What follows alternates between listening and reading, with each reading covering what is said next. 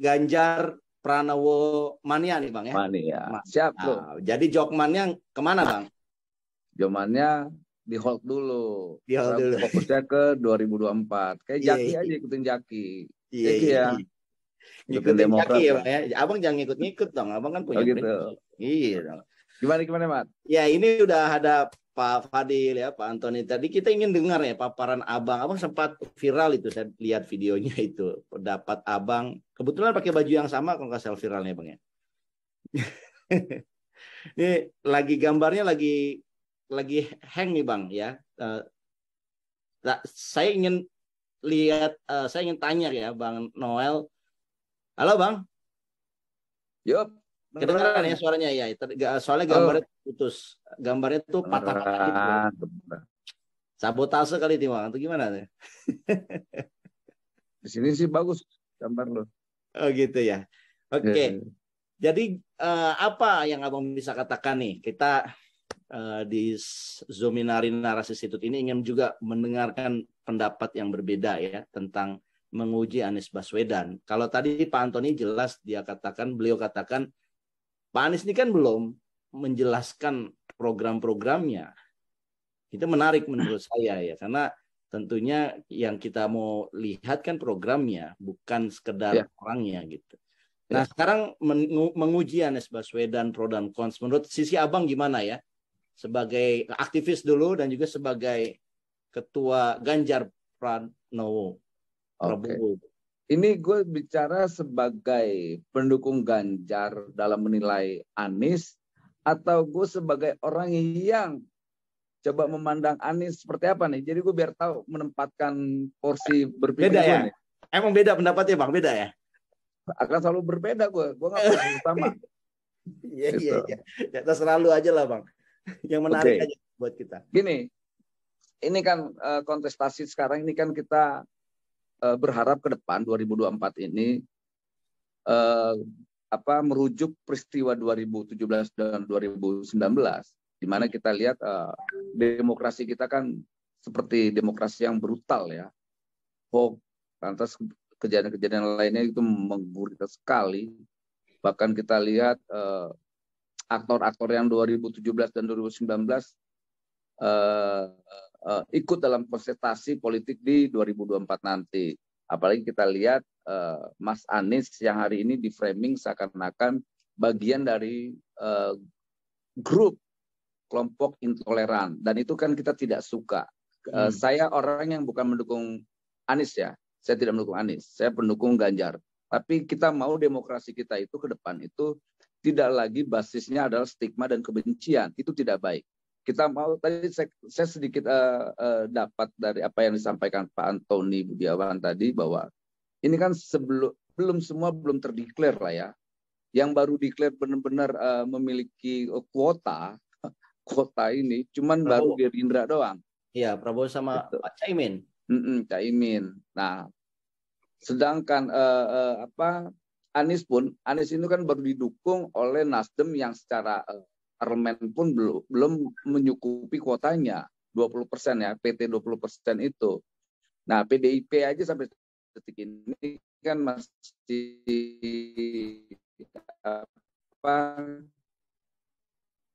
masih kalau bahasanya Bu Mega itu menunggu momen. Kita tidak tahu waktu yang tepat itu kapan. Akhir tahun ini kah, awal tahun kah, atau pertengahan tahun. Kalau yang disampaikan Hasto itu kan pertengahan tahun, bulan Juni. Ya kalau kita sih saya tidak mau mengintervensi strategi yang mereka sampaikan.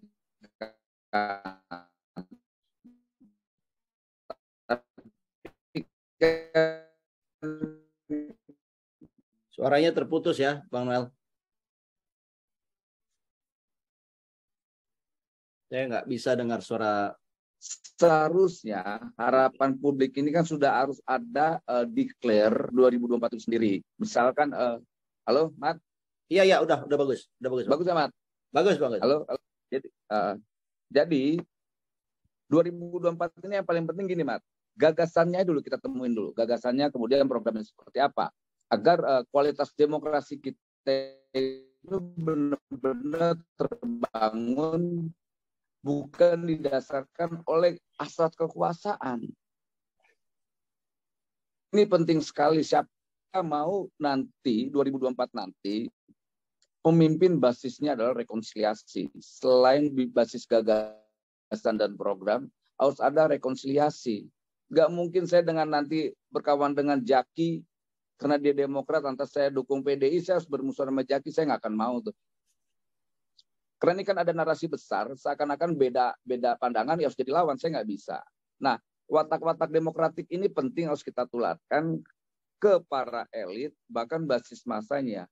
Kalau kita lihat, saya sangat khawatir ya menghadapi 2024 nanti itu terjadi melebihi kejadian di 2017 dan 19. Ini mulai terlihat ya narasi-narasi ke sana. Ya akhirnya substansi demokrasinya tidak ada. Dan itu kita khawatirkan sekali. Kita lihat penyimpangan-penyimpangan demokrasi. Demokrasi itu kan bukan soal bagaimana memilih siapa, tapi soal bagaimana keadilan itu ada. Nah, semacam apa ya kita lihat terlalu vulgar bisa kita lihat tercabik ya demokrasi karena aktor-aktornya ya diam, tidak bisa berbuat apa-apa. Kita berusaha untuk semaksimal mungkin bicara tentang demokrasi dan substansinya. Terkadang kita berhadapan dengan buzzer-buzzer yang pemahaman demokrasinya rendah. Gitu. Sama halnya kayak apa ya? Saya lagi coba berkontemplasi lah terhadap kejadian dan peristiwa hari ini. Karena kita lihat demokrasi kita menjadi mundur, tidak maju. Ada kemunduran terhadap demokrasi. Nah mungkin Jaki bisa menambahkan itu deh, Mat. Untuk sementara itu, Mat, Pak Budiawan dan kawan-kawan semua. Ya.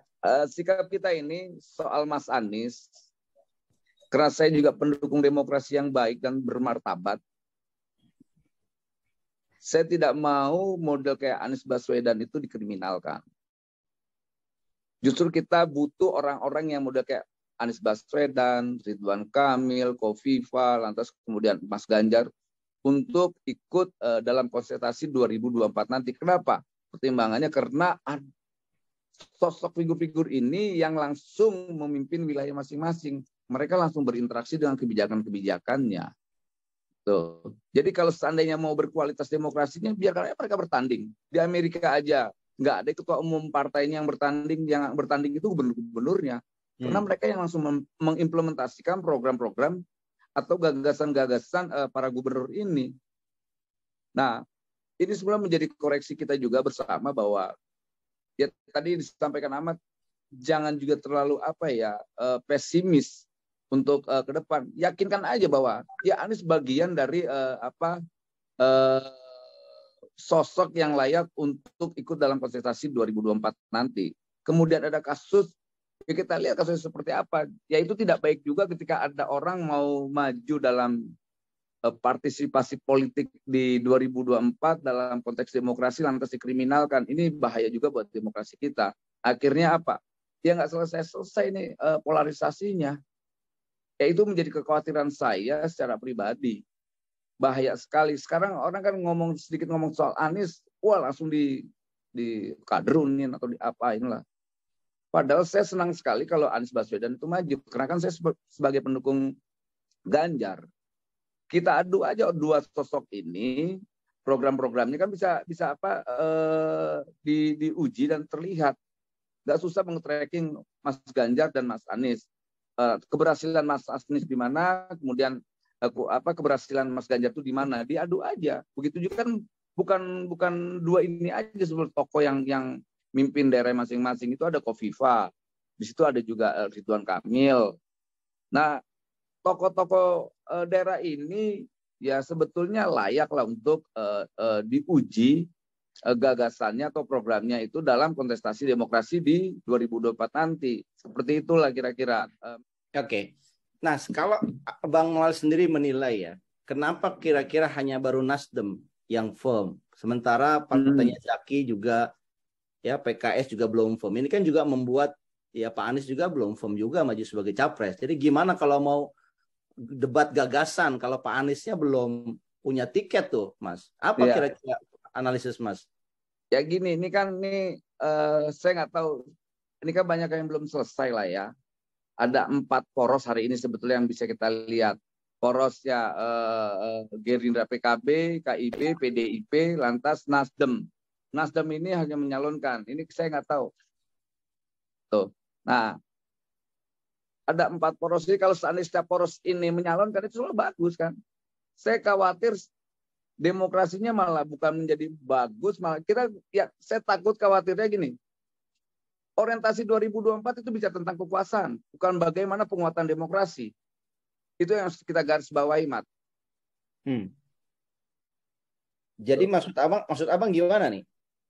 Yang kita bicara tentang gagasannya ke depan, bicara tentang gagasan, program, tidak bicara tentang bagaimana menguasai republik ini. Nah, ini saya takut hasrat kekuasaannya lebih dominan daripada hasrat membangun demokrasinya.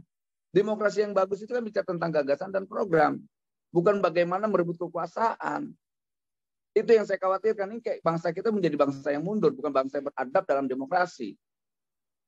Ya, tapi kan kenyataannya Bang Noel, tiket partai juga kan ada aninya lah, ada transaksinya, give and take and give-nya begitu. Iya, makan siang tidak ada yang gratis, betul. Nah, Pak Ganjar sendiri kan belum resmi dicalonkan dari mana partainya, misalkan ya. Kalau PDIP tidak mau misalkan, kan itu juga problem juga. Boleh cerita mungkin posisi Pak Ganjar sendiri, Mas? Ya, ini kan problem juga buat Mas Ganjar. Mas Ganjar ini secara elektabilitas itu kan tinggi.